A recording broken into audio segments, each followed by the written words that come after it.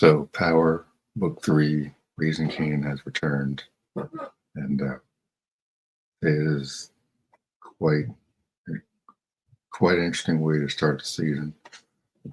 So we get a flashback episode of what happened to Unique towards the middle of season 3, when his brother beat him and tossed him into a ditch.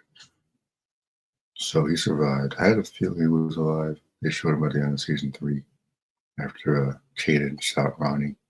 So I thought that I was speculating that Unique had influenced Kanan from behind the scenes to take out Ronnie.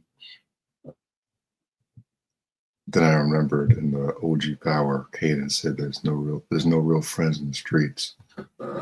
So I guess he just took him out to take him out. I mean, it's Kanan, so I'm like, yeah. Although the look on his face when Raquel shot Howard, you could tell he was probably not going to recover from that, which probably explains why he has such a strange relationship with his mother. Or complicated, I guess is the right term. So there's a couple of things I wanted to go over in this season 4 premiere. So during the episode flashback, they tell things from different perspectives. So we see the scene where Kanan and what's that girl's name that you took to the movie theater? Aisha or something.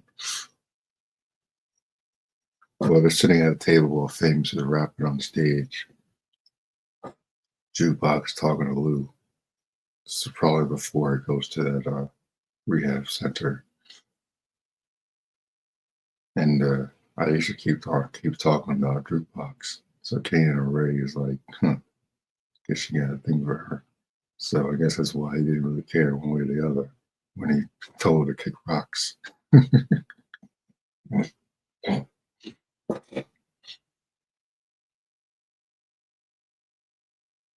And so just like when Kanan was recovering, I think it was the end of season 1 or 2, after Ghost left in the burn in the warehouse.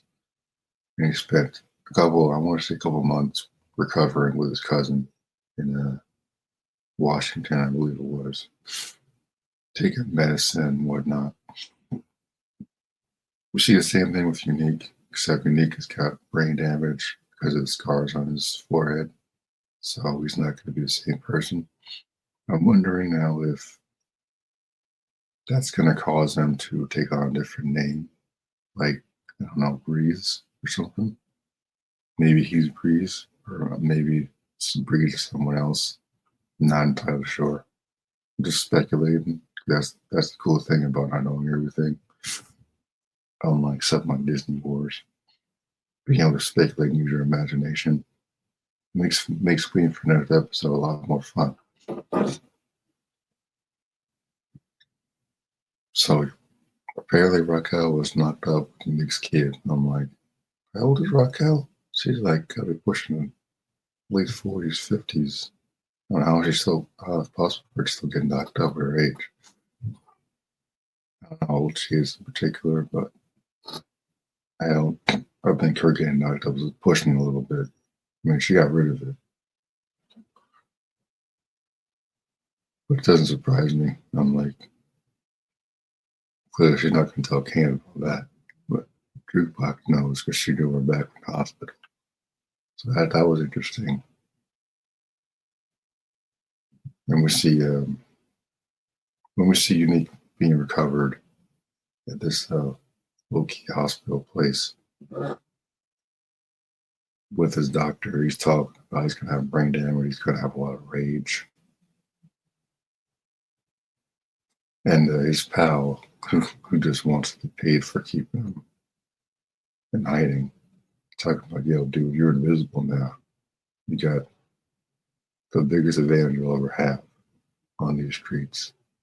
So, of course, Unique wants revenge because now his pal was doing a recon in the streets, talking about how Raquel basically took his business when he went Everyone thought he was gone. So it's what he assumed anyway. But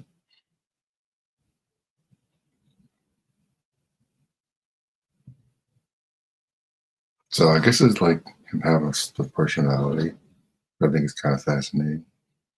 Like the way he came back, the way the last season ended, I was kind of hoping to do something like that with Ghost in Power Book 2.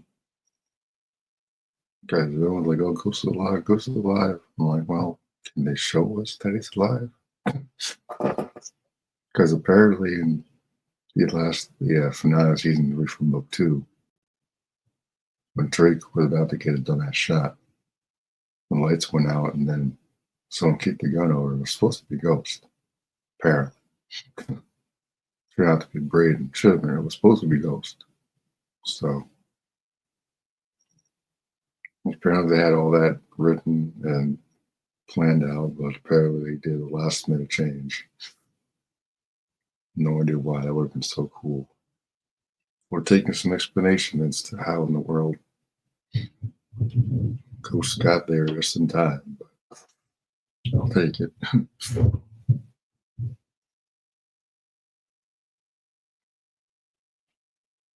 So like, this is more like a catch-up episode, a flashback episode, and I think this is going to be a big turning point for Kanan in the series.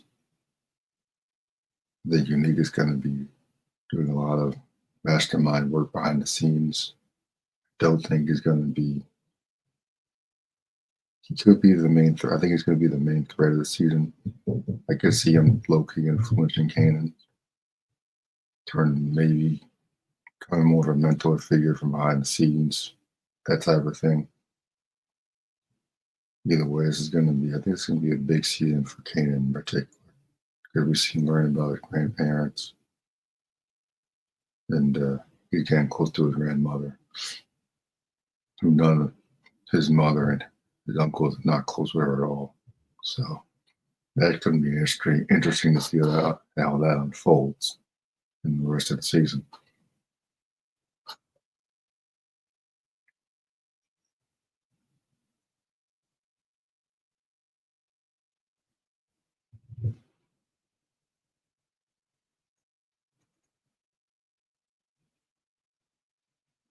Yeah, it was last season end off with a really interesting note. I had a feeling he was still alive. I'm like, he looked like he was low-key smiling when he was like lying there.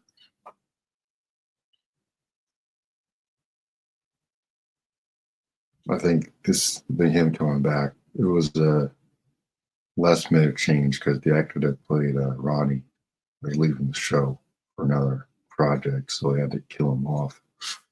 And Joey Badass, a rapper, so they asked him to come back as I guess I'm assuming a series regular. So they brought Unique back. Now he's in open credits, so he must be a series regular now.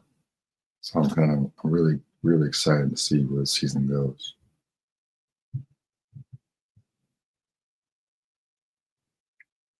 And that's the thing I also love about Powers, that it's kind of unpredictable. No, nothing's gonna happen to Kanan, but everybody else is pretty much not safe. So Marvin is working with the mafia, doing hitman work type of stuff. So once I realized that if he failed to go through with it, I'm like, oh, I think I know what's going to happen to Marvin now. What could happen to him, I suppose. But usually, if you mess with the mafia and you fail to live up to their standards, you don't make it out.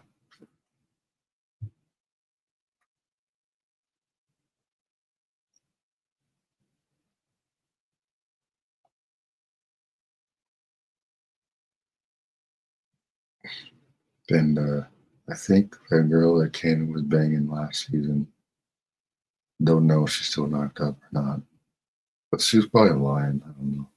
Chicks do that stuff when they want attention, among other things. So he's clearly keeping her in the dust. So can't blame him. Probably do the same thing.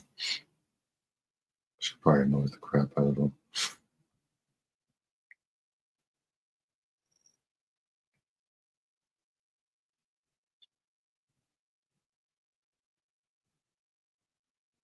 Anyway, so a strong start to the season, and I'm excited to see more, a lot more. Of all the spin-offs, I think this is probably the best one. The best one. Force Book Four Force is probably the weakest. Book Two goes was my favorite. I was kind of sad to see it end last season. It was definitely rushed, so hopefully, I think this one got renewed for season five already. Raising Kanan got renewed for another season after this. So clearly, they got plans for this particular series. And then there's Power Book Origins, which was announced a year or so ago by 50 himself. So that's in development. I'm assuming Tariq will be featured in the next season of Force because he's going to Chicago to Watami. He's probably going to put together a little crew to go after this girl and wage war on the cartel. So that's going to be exciting. Hopefully, we bring back Jesse Williams as well as Kadeem.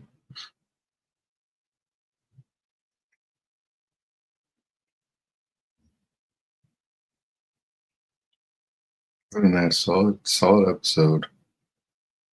I think this is going to be a big season for Kane. I think this might be the season that really shifts him into who he eventually becomes.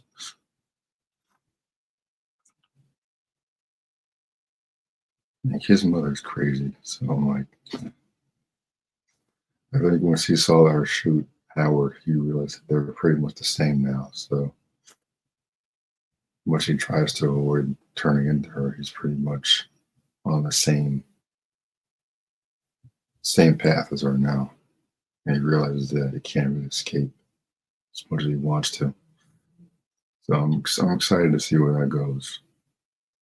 Like I've never seen a bad episode of Power, so OG Power, 6 seasons, see every episode. Again, Force is probably the weakest of the spinoffs. Didn't really have any complaints about Ghost. Don't have really complaints about Raising Kanan. I think it's a great series. Um,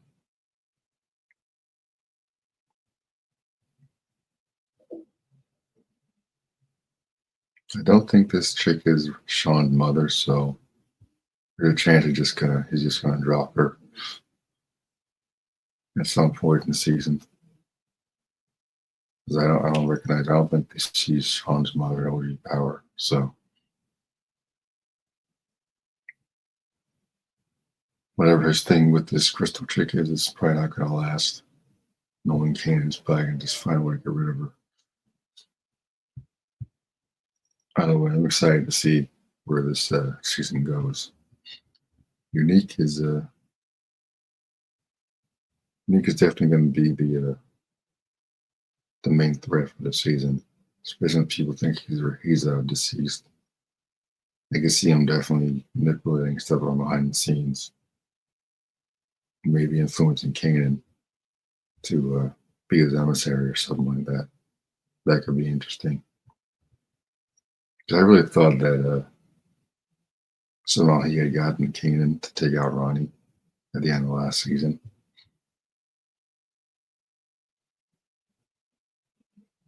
It's like Kanan says no G power. There's no real friends in the streets. So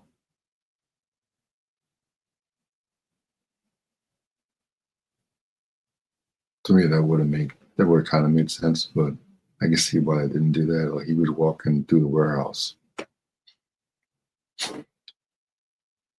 Like, I absolutely love that shot when they just show his boots and then they slowly tan up and just show Unique. I'm like, yep, I knew he was alive.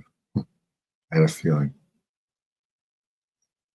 Because usually when you kill, you have siblings in the TV show. Once you get rid of one, they usually get replaced by the other sibling. And since the actor playing Ronnie was leaving the show, they decided to bring Joey Badass back into the series and then brought his character back. So